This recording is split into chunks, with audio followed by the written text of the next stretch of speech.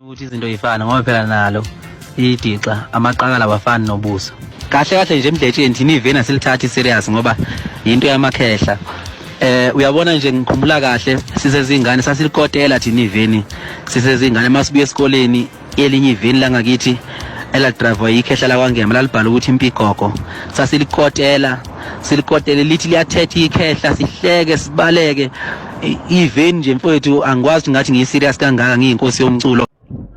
Engikuthanda ngalesi sithombe amadola alikhuluma eqinisa akuveza ukuthi wena unjani kahle kahle.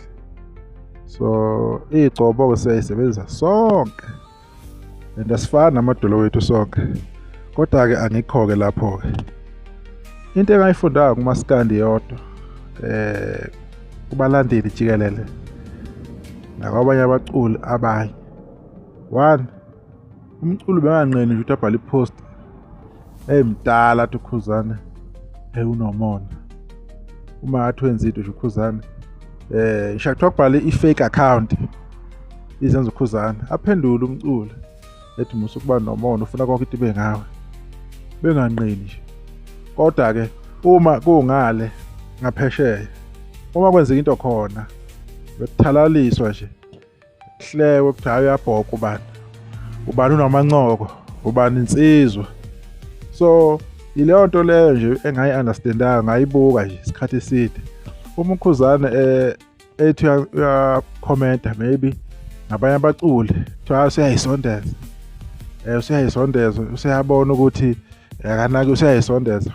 But uma kukhomenta u-SK enza ipost nje ngomculi thizeni bekuhlekwa laphana kuthiwa winsizwa amanqela hayi winsizwa yamancoko impela uyancokusana nabaculi. Yayibona to le bekukuningi. So iyo nje into abantu abalandela uKhuzana kumele beyazi ukuthi izingcindezi ezuKhuzana ayiphila ngazo. Njengoba nizwile yena le clip lati iqala yabona embiza yonke into amaqakala wayembiza weqololani emdelela like umdala wangampela.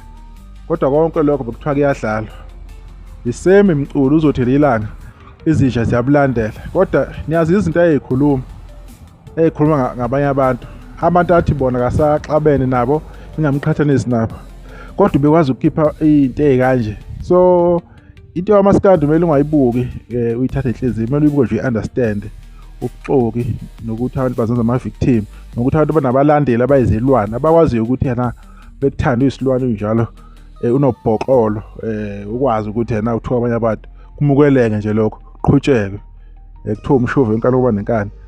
Lapha babuya khona abalandeli baKhuzana kuleyo ncindezi leyo bebizwa wonke amagama. Kodwa ke sekwadlula ngisho kuthiwa sebeyazama manje abasena chance nalokho kuduma bekudumile nendaba zolwandle kulo kwakuyisikhathi nabo kodwa sekudlulile seku-right yokuthi isi-normal back to normal akusena lutho. Injalo nje indaba kuyilokho nje ngibulela iclip lapha ku-TikTok ngathi hey yangicabisa something ngase ngikhuluma lento. Nisakahle ngeze kwethu sesodibana okuzayo.